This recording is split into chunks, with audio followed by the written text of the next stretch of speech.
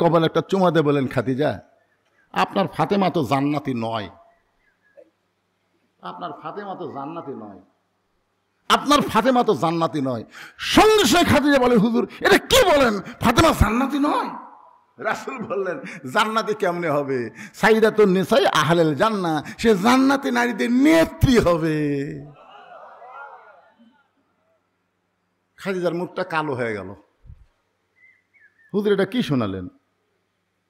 আমি মা হয়ে 1 নম্বর জান্নাতি, আর মেয়ে হয়ে হবে নেত্রী।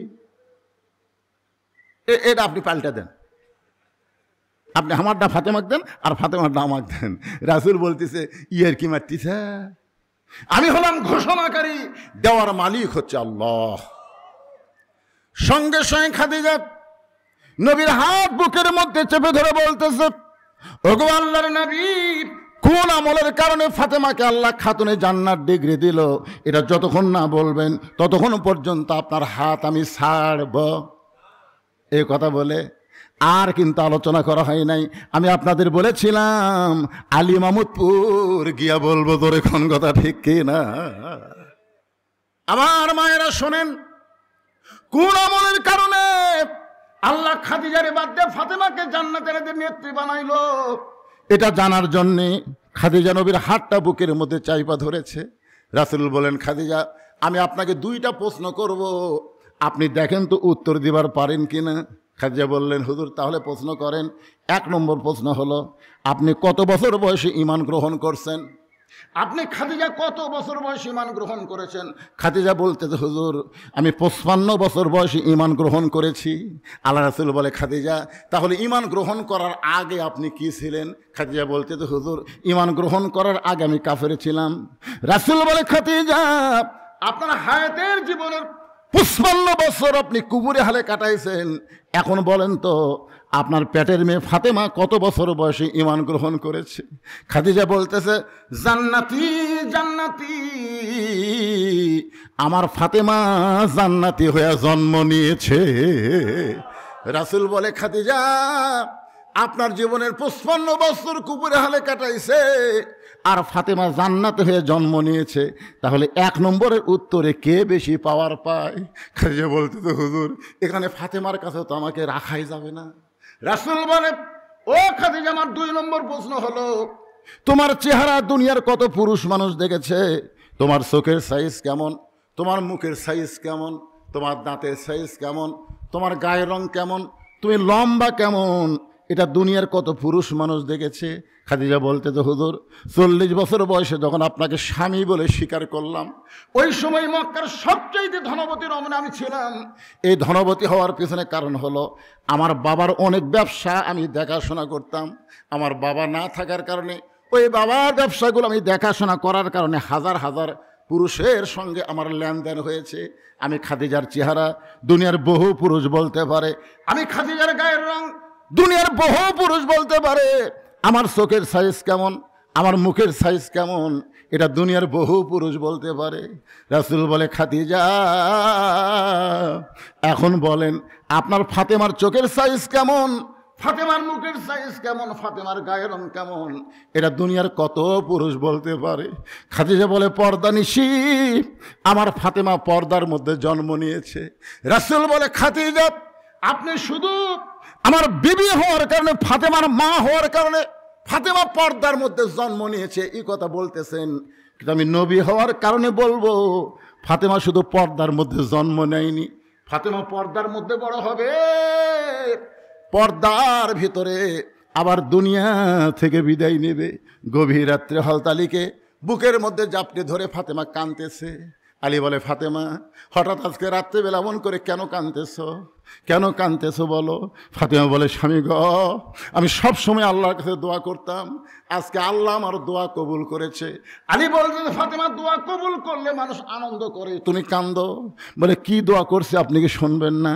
আলী বলে, ফাতেমা কি দোয়া করছো? ফাতেমা বলতেছে, আমি দোয়া করেছি আল্লাহ আমাকে যেন পর্দার মধ্যে মৃত্যু দেয়। আলী মুসকি মুসকি হাসে আর বলে, পাগলি কয় কি? যে মেয়ে পর্দার মধ্যে বড় হয়েছে, পর্দার মধ্যে জীবন কাটায়, সে তো পর্দার মধ্যে মরবেই।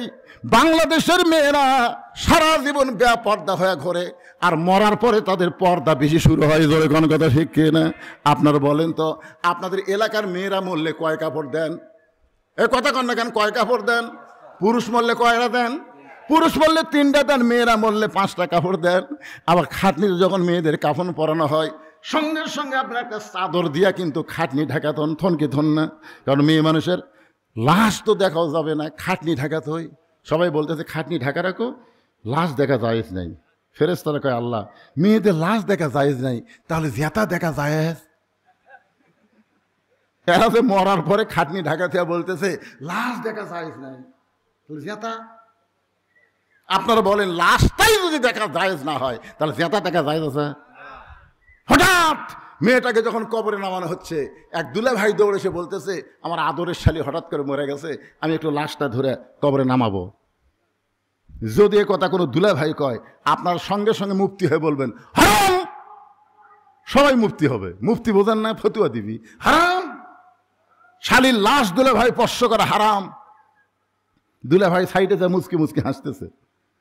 একদিন ওরা হাসিস কেন? বলে এই শালী যখন জেতা ছিল, কতদিন আমার হাত ধরে ঘুরিছে, এক শালাও হারাম কয়নি। কতদিন আমার মোটর সাইকেলের পিছনে বসেছে, হাইড্রোলিক ব্রেক করলে শালি ভয় হামাক চাপে ধরছে, একটা লোক হারাম কয়নি। আজ মরে গেল, লাশ ধরা হারাম। তাহলে বাংলাদেশে হারাম কখন হয়? তখন বলতেছে মরলে হয় রে, মরলে হয়। গোটা পাড়ার লোক দেখেছে, আর মরার পরে লাশটা খাটনিটা পর্যন্ত ঢাকা রাখছে।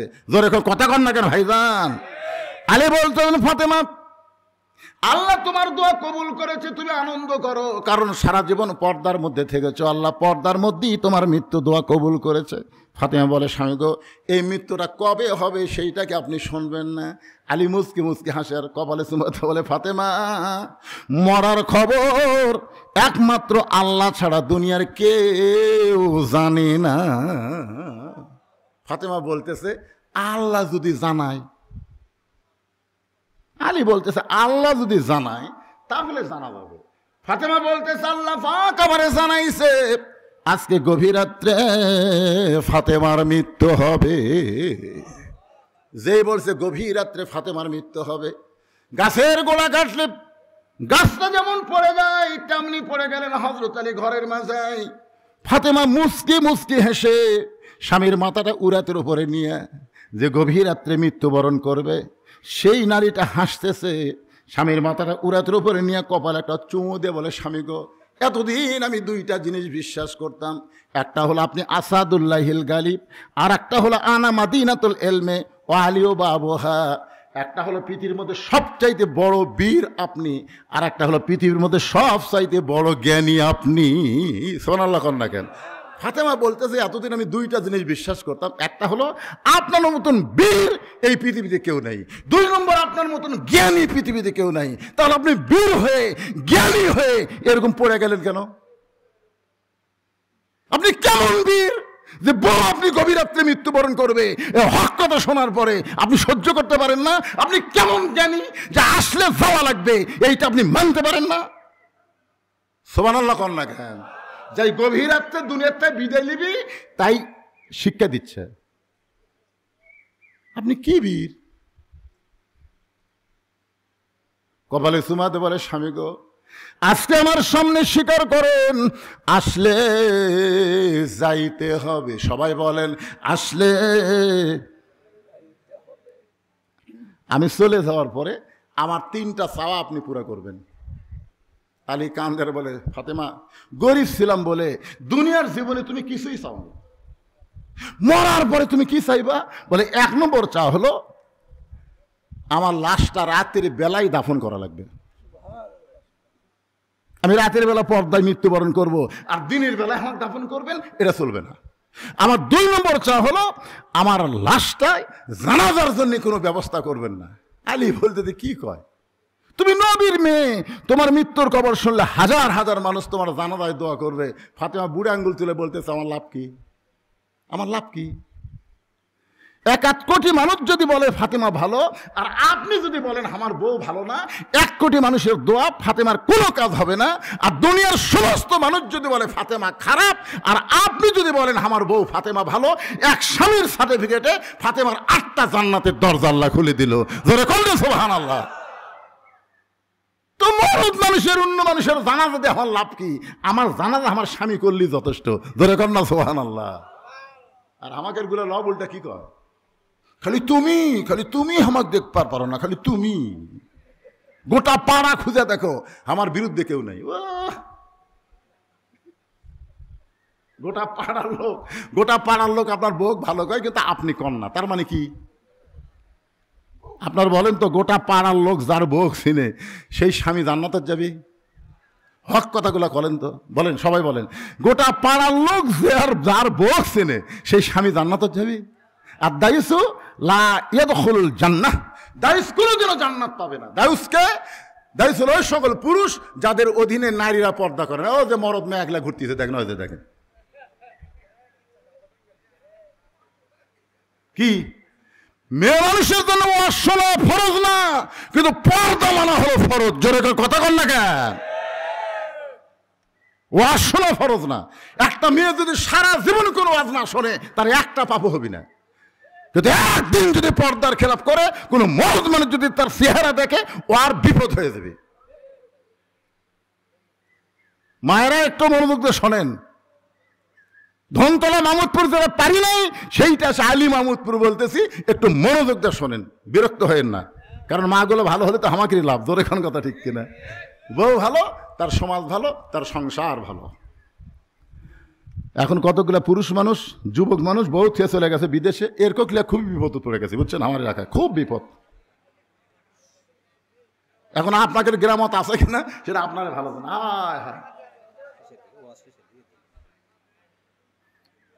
হ্যাঁ, কি কয়, আপনার বাচ্চা কাচ্চা হলে আপনি বউ থিয়া বিদেশে যদি যাওয়া লাগে যাবেন, প্রতি বছরে আসার চেষ্টা করবেন। কিন্তু বাচ্চা কাচ্চা কিছু হয়নি, তাকরা বউ থিয়া চলে গেছে। কি আল্লাহ কোরআনে বলেছে আমার বাপের কথা, হুন্না লিবাসুল্লাকুম ওয়া আনতুম লিবাসুল্লাহুন্না। স্বামী হলো বিবির পোশাক, বিবি হলো স্বামীর পোশাক। জোরে কোন সুবহানাল্লাহ। ছোট্টবেলা একটা গান শুনছিলাম, আপনাকে এলাকায় শুনছেন কিনা?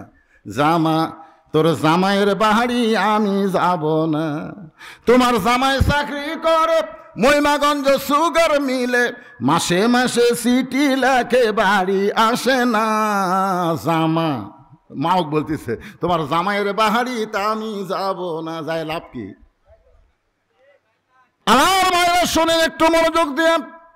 ফাতেমা বলে, স্বামী গো, আমার 3 নম্বর চা হলো, আমার লাশটা খাটনিতে তুলবেন না, আমার লাশটা খাটনিতে তুলবেন না। আমার খাটনি কান্দে নেওয়ার মতন 4 জন পুরুষ আমার দুনিয়াতে নেই। আজকে যদি আমার বাবা দুনিয়াতে থাকতো, মরা মেয়ের লাশের খাটনি বাবা কান্দে নিবার পারতো। আজকে হাসান হোসেন যদি বড় হইতো, মায়ের লাশের খাটনি কান্দে নিবার পারত। কিন্তু আমার হাসানের বয়স মাত্র 5.5 বছর, আর হোসেনের বয়স হলো 4 বছর। ও গো স্বামী, আমার লাশ খাটনি কান্দে নেওয়ার 4 জন মানুষ যখন দুনিয়াতে নাই, তখন আপনি আমার লাশটা কান্দে করে নিয়ে ওই জান্নাতুল বাকির পূর্ব কোনায় সবুজ রঙের একটা বাতি জ্বলতেছে, ওই বাতি বরাবর আমাকে দাফন করবেন। ওগো স্বামী, ওই বাতি বরাবর দাফন করে আপনি শুধু আমার জন্য দোয়া করবেন।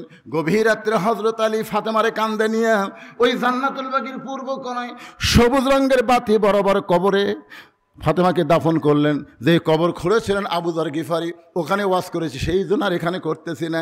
হযরত আলী ফাতেমাকে কবরের মধ্যে দাফন করার পরে আল্লাহর আসমানের দিকে তাকায় বলতেছে, আল্লাহ আল্লাহ, আমি তোমার কাছে বলতেছি, আল্লাহ তুমি নবীর কলিজার টুকরা ফাতেমাকে কবুল করে নাও, তার সওয়াব পাওয়া সবগুলো তুমি কবুল করো।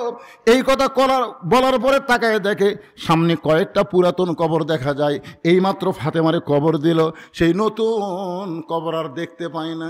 আলী চিন্তায় পড়ে গেল, এখনই কবর দিলাম, সেই কবরটা গেল কোন জায়গায়? চিৎকার করে গোটা জান্নাতুল বাকি হযরত আলী দৌড়ার বলে, ফাতেমার কবর, ফাতেমার কবর। কে যেন বলতে চালি রে, ফাতেমা পর্দা নিশি, আমি আল্লাহ জোহরা ডিগ্রি দিয়া ফাতেমার কবরটাকে কিয়ামত পর্যন্ত পর্দা করে দিয়েছি। আমার মায়েদের জন্য এই আলোচনাটা করার পরে এখন আসলাম 3 নম্বরে। মনে আছে না, ভুলে গেছেন? কি? মৃত্যুকে পছন্দ করার 3 নম্বর কারণ। কি মজার কারণ রে! 1 নম্বর কারণ মনে রাখা লাগবে। 1 নম্বর কারণ হলো না মরলে জান্নাতে যাওয়া একের মনে রাখবেন।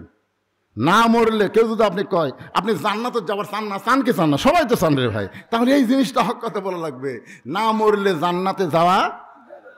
2 নম্বর হলো আমরা মরবো কার জন্যে? নিয়ত করেন। বুখারী শরীফের হাদিস, হাদিসটা কি বলবো? তাহলে শোনেন, আনাস রাদিয়াল্লাহু থেকে বর্ণিত, মা আহাদান ইয়াদখুলুল জান্নাতা ইউহিব্বু ইয়ারজি ইলা দুনিয়া ওয়া লাহু মা আলাল আরদি মিন শাইইন ইল্লা শাহীদুন ইয়াতামান্না আন ইয়ারজি ইলা দুনিয়া ফায়ুক্তাল আশারা মাররাতান লিমা ইয়ারা মিনাল কারামাতি রাওয়াহুল বুখারী কিতাবুল মাগাজি। জোরে কান সুবহানাল্লাহ। আর একটা হাদিস, এই হাদিসের সাথে বলা হয়েছে মান সাল্লাল্লাহু তাআলা আশ-শাহাদাতা বিসিদকিন বাল্লাগাহুল্লাহু মানাজিলাশ শুহাদা ওয়া মাতা আলা ফিরাশিহি রাওয়াহুল বুখারী কিতাবুল মাগাজি। বলেন আলহামদুলিল্লাহ। ছোট হাদিসের ব্যাখ্যার আগে শোনেন। কেউ যদি নিয়ত করে যে আমরা শুধু কোরআনের ওয়াজ শুনবো না, এই মনোযোগ দিয়ে শুনবেন, এর কার এই সময় ওঠা বসা। আপনি কি মনে করছেন আমি সারা রাত ওয়াজ করবো? ঘড়ি আমার কাছে নাই। অত্যন্ত গুরুত্বপূর্ণ ভাইরে, ওঠেন না।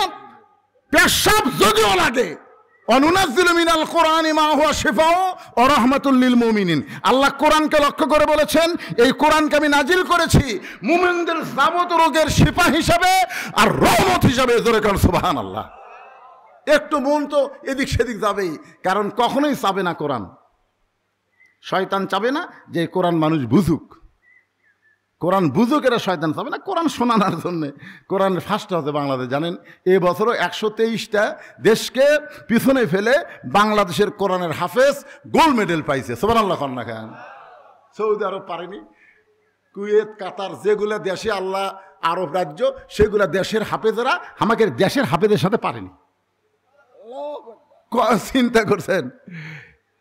তার মানে কি বাংলাদেশ কোরআন তেলাওয়াতে 1 নম্বর, কিন্তু কোরআন মানার দিক দিয়ে বাংলাদেশ কয় নম্বর? এই জন্য হাদিসটা, ছোট্ট হাদিস একটু খেয়াল করেন। কেউ যদি নিয়ত করে বাংলার জমিনে কোরআনের পক্ষে, কোরআনের সৈনিক হয়ে বাতিলের বিরুদ্ধে লড়াই করার জন্য প্রয়োজন হলে শহীদ হব, মান সাল্লাল্লাহু তাআলা আশ-শাহাদাতা বিসিদকিন, এর সত্যি অন্তর থেকে চাওয়া হয়, বাল্লাগাহুল্লাহু মানাজিলাশ শুহাদা ওয়া মাতা আলা ফিরাশি। এইরকম নিয়ত যারা করেছে তারা যদি নিজের বিছানায় মৃত্যুবরণ করে, হাসরের ময়দানে আল্লাহ তাকে শহীদদের কাতারে দাঁড় করাইয়া দিবে।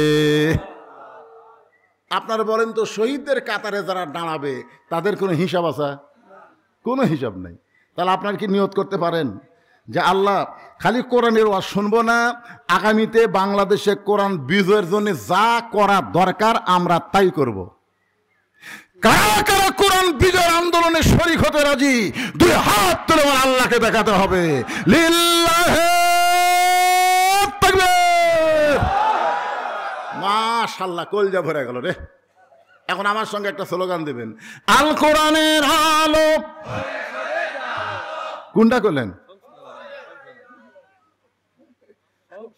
না, সংসদে শোনেন। এটি যদি অন্য দলের লোক থাকে তারা সংসদে চাবি না, কিন্তু শোনেন একটু অ্যাঙ্গেলে মারেন। অ্যাঙ্গেল বোঝেন না? যেই বলবো আল কোরআনের আলো, আপনার বলবেন সব জায়গায় যা আলো।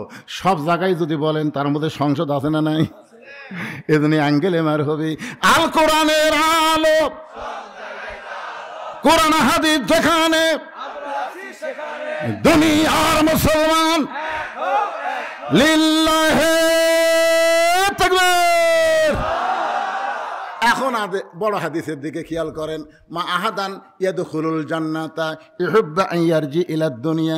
বেহেশত পাওয়ার পরও একদল লোক দুনিয়াতে আসার জন্য ছটফট করবে, এই দুনিয়াতে আসতে চাবে। আপনারা বলেন তো, ওর মাথা ঠিক আছে? মাথা ঠিক আছে?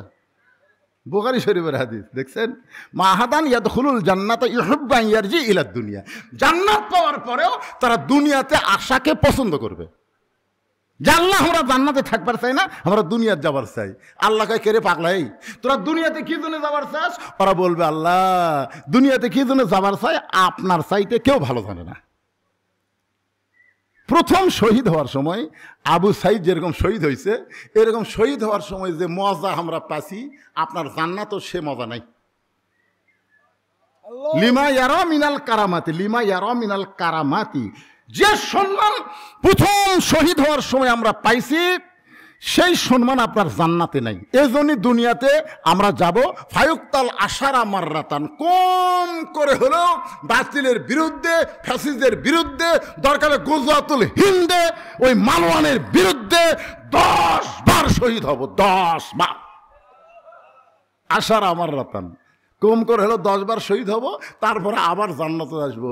দুনিয়াতে বাতিল থাকবে আর আমরা জান্নাতের মধ্যে আরাম করব, এই জান্নাত আমরা চাই না।